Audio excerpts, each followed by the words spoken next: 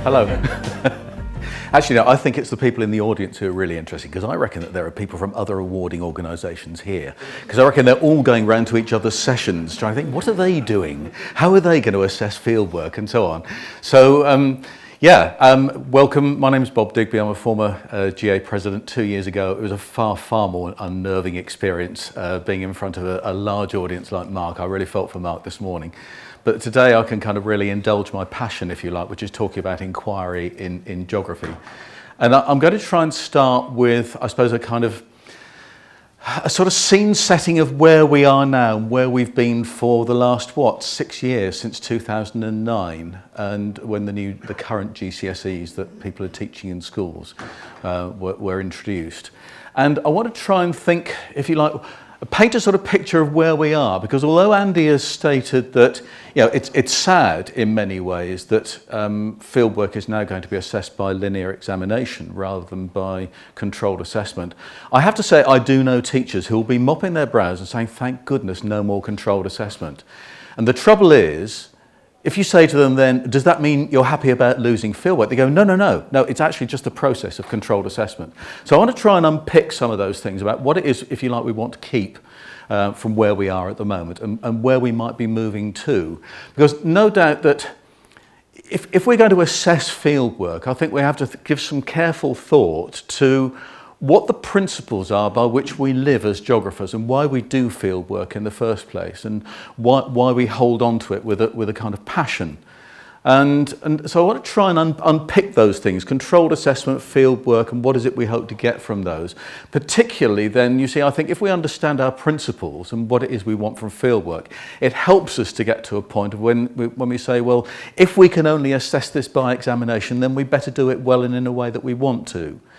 Not just because that, I think, is a principled thing to do, but whatever we do and whatever starts in 2016, unless there's a sudden major bolt of lightning over the Department for Education in London that sort of changes people's brainwaves considerably, we'll be living with this probably till 2022, 23, something like that. And, I started drawing my state age pension last September, and I ain't going to be doing the next lot, I don't think. That might be time for me to sort of hang up my sort of rather, sweaty gardener's trainers and just sort of, go to a more retiring lifestyle. I don't know. It kind of feels as though we're at a landmark now, and there are implications for whatever we do now for teachers and how we go about teaching and how we teach field work. So, before we get to the last bit, which is kind of, as a teacher, what do I do now? That's just one slide at the end. I want to try and unpick those principles first. And I think if you want to sort of show where we are at the moment, I think one of the things I'm really glad about, since Michael Gove stood up and announced an end to coursework in Parliament early in 2011, my immediate sort of thought was, oh God, fieldwork is going to go. And if fieldwork goes, then what happens to geography GCSE? And I'm glad that actually in the last 4 years, all the awarding organisations, every single person, together with the GA, together with the RGS, together with the individuals, I could mention Eleanor Rawling, for instance, who represents both the RGS and the GA in kind of, if you like, trying to get through to Ofqual a sense of what it is that we believe as geographers. So a whole range of people have really declared, if you like, their love of, their belief in fieldwork. So I think from that position, we're starting from a solid position. I think we recognise as geographers the values of fieldwork. But at the same time, many of us as day-to-day teachers know that as soon as curriculum change comes in, unless we've actually got a document that says fieldwork will be assessed, we may have head teachers or SLT in schools who may say, well, look, you just simply can't get time out of school to do that. If you want to do field work, do it at half term or do it at weekends, do it during the holidays and so on. And although there will be teachers, who always, I'm really big into, I love Twitter. And it's great to see teachers who've taken school trips to Iceland and so on. They've been doing things with students there during holiday time. That's not a recipe for safety. That's not a recipe for equality of opportunity, because not everybody has a geography teacher who's willing to do that. Not everybody lives in an area where that's a financial possibility as well. And so we need something more solid from which to start. And There are problems undoubtedly with controlled assessment, and I don't think it's the problem with fieldwork. I haven't encountered any teachers who say, well, we've got a problem in getting to the coast or to a river or to an urban area. Geographers do that quite happily. What they curse about is the problem with that high level of control of getting hold of the blooming IT resources in school, especially if you're in a geography year 10 or year 11 option group that's blocked against the IT GCSE group, and you don't stand a chance of getting the single ICT room in school.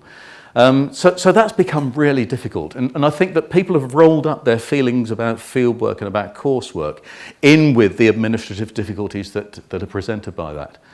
But if we go back to fieldwork, I mean, Mark mentioned it this morning. Nick Lapthorne, who's about to become the new junior vice president for the GA in September. He works for the Field Studies Council. He's set up the year of fieldwork as being 2015. Starting in 2015 through to August 2016, geographers will be focusing on a year of fieldwork. Now, I don't think we'd be doing that if we didn't have a pretty secure place from which to start. So the idea of 2015 being the start of a year of fieldwork is good. And there might be difficulties if I say now that all the awarding organisations are going to be requiring 2 days' worth of fieldwork for post-14, for GCSE. I mean, actually, we ought to be cheering that one, really celebrating that one, because that is a move forward.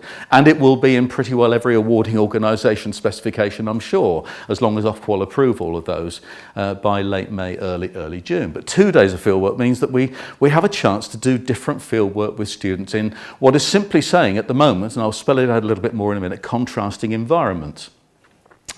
And as if that wasn't enough, it does seem rather, forgive me for saying it, but it seems slightly schizophrenic to say, well, you scrap controlled assessment at GCSE only to bring in fieldwork post-16. But I think the universities, and there's Alistair, who's here at the moment from QMUL, Alistair was part of the university's advisory group who presented the post-16 subject content. And part of that was a strong belief from the universities. Was it unanimous, Alistair, that fieldwork should be there? Post-16 fieldwork should be there. And it seems to me something of an anachronism if you scrap field work at GCSE but bring it in at 16. Well, what are you going to be starting with at 16 if that's not the case? So I'm glad to see 2 days of field work at GCSE. And February last year, I think there was a kind of peak, if you like, in political pressurising activity about trying to make what people at the Institute for Education in the Field Studies Council, who set up a seminar for a day, bringing together people from different organisations to talk about fieldwork, to make a compelling case for fieldwork, thinking, yes, we believe in it, but what's the case for it? And they came up with, I suppose, those 4 points on the board, on the screen there, which is geographers love to use real-world settings. I was dismayed when I went into a school a couple of months ago, where I live in Cornwall, and actually the teacher there had actually set up, I thought was a really good lesson, but it was about an imaginary country. And I can't imagine why, with 226, I think it is at the moment, countries in the world, why would you set up an imaginary country? There's 226 to choose from, but there are kind of real-world cases out there that I think we need to make a case for using. In the same way, I'll use a case now which depressed me, actually, if I'm quite honest, when I looked at some controlled assessment last summer. And it was a school that I knew the name, I knew where the school was, I'd heard of the head of geography and so on. But the controlled assessment was a piece of work on rivers. And very high achieving school. And what I normally do is I look at the A border and I look at the C border just to see how I take a sort of sample from each kind of area of piece of work. So say something like 42 out of 50 and 32 out of 50, that sort of thing. And as I turned over the pages of 2 pieces of work, they looked the same. And what the teacher had done was taken the students to a river in southeast England, somewhere, and had chosen 3 points by which to measure river width, depth, velocity, get the wellies on, all the traditional stuff that geographers do. And guess what? When he drew it on the graph, at point 1, the river was quite narrow and it wasn't very deep and it didn't go very fast. And point 2, it was a bit wider, a bit deeper and a bit faster. And point 3, a bit wider, a bit deeper still and faster still. And all the graphs, as you're looking at them, went like that. And so, in my experience, that's not how rivers are. The phrase that's more and more used, I think I've heard it used by 3 of the 4 awarding organisations in describing fieldwork, is fieldwork ought to be a bit messy.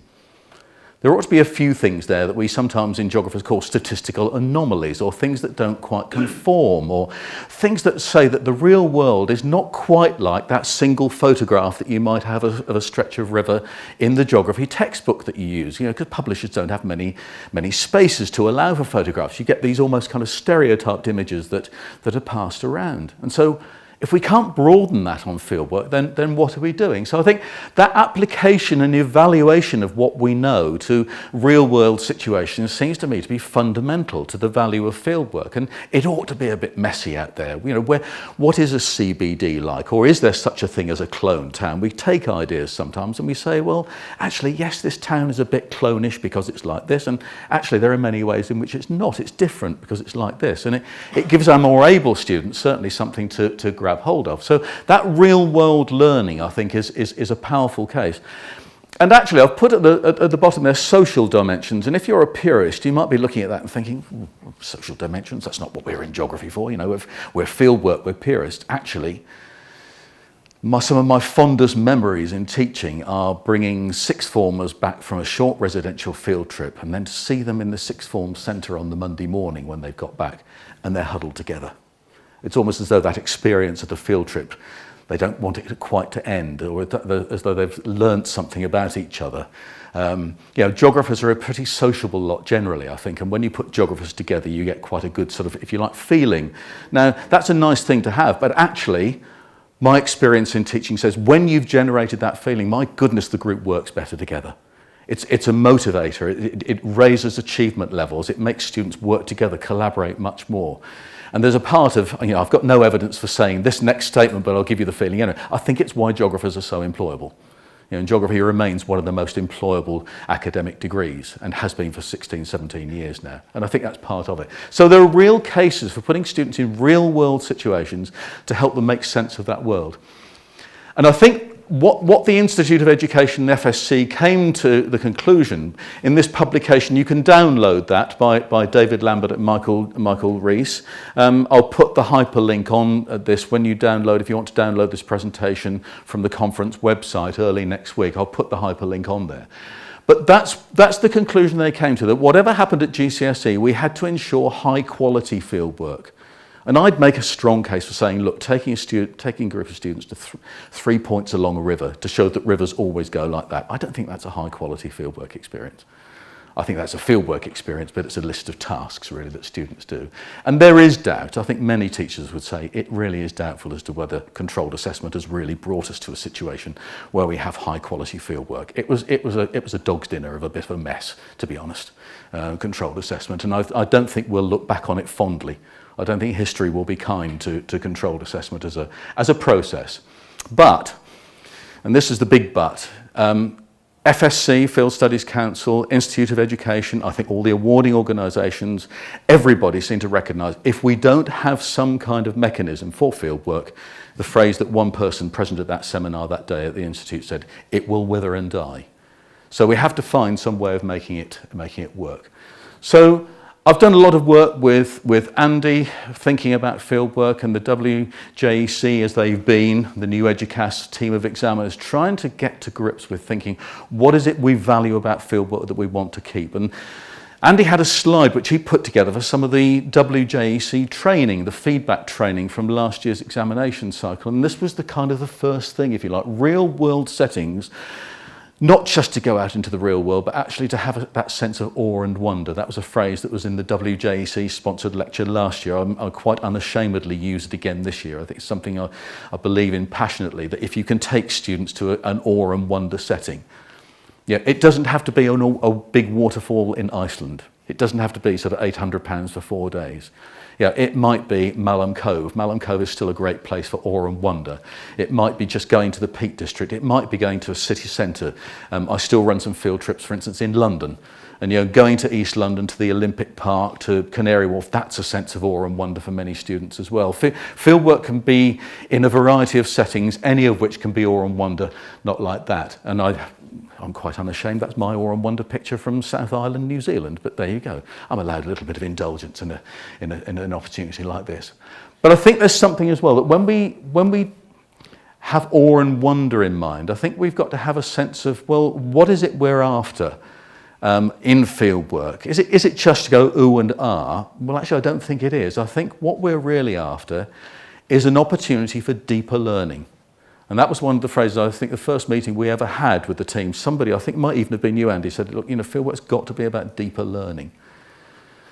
And the phrase that many of you as teachers will be using, what, if you like, Ofsted call it these days, is rapid progress. And those are two words that sort of strike fear into the heart of many teachers now about how you demonstrate that your students make rapid progress. Well, I think fieldwork is an ideal opportunity for making rapid progress, for that deeper learning. So how do we do that then with a terminal exam ahead? And how do we make sure that serious, and I've used that word, I should have bolded that middle word, that independent inquiry is being maintained or developed? Because I think another legacy of controlled assessment is there's precious little independent inquiry. And I don't think that has to be kind of rocket science. I don't think that has to be sort of anything particularly major. So let's distill this back to then core essentials. If fieldwork has to be something, if you like, at whose heart lies the whole concept of inquiry. And I think when we take students out, we probably ought to have that in mind. That said, I can imagine some situations, and sometimes I experience myself some situations, where students actually want to go to an environment where they're led and they're shown something. And I know that at universities, I only say this because he's not my godson, but because his parents are atheists. It's one of those complex situations. Somebody that Alistair tutored at Queen Mary, you, I think, took your students to Las Vegas and the west coast of the States, didn't you, year 2?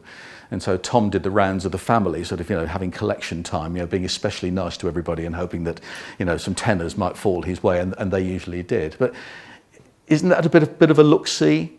As well, a bit of both, exactly. And there's nothing wrong with having a look-see. David Job, who many of you, I'm sure, in this room might have read about in terms of his discussions about fieldwork, he says that one of the most valuable things you can have as a geographer is to have somebody who's really specialist in a particular landscape to help you interpret it. And he says, we ought to not denigrate that. Just in our search for collecting data and getting the wellies on, if you like, or getting the land use maps out, we ought not to forget that actually sometimes to get students looking around them and interpreting what's around them, whether it's a physical landscape or an urban landscape, whatever kind of landscape it is, just to experience it has got some value in itself. So I don't want to sort of take away the value of that, because it's got some real heart. But I think that inquiry for most fieldwork at GCSE is probably lies at the heart of our fieldwork. And so, if that's the case, and if we're after independent learning as an object, if you like, in itself, and something which will lead, I think, to deeper learning, then I think it's important for students to be involved in that whole inquiry process. And it goes to the heart. I think nearly every GCSE awarding organisation expresses its content, the things it wants you to teach, through a series of key questions and key ideas. It's as though the key ideas, if they're statements, they're statements to be, if you like, almost slightly contested. They're almost like hypotheses.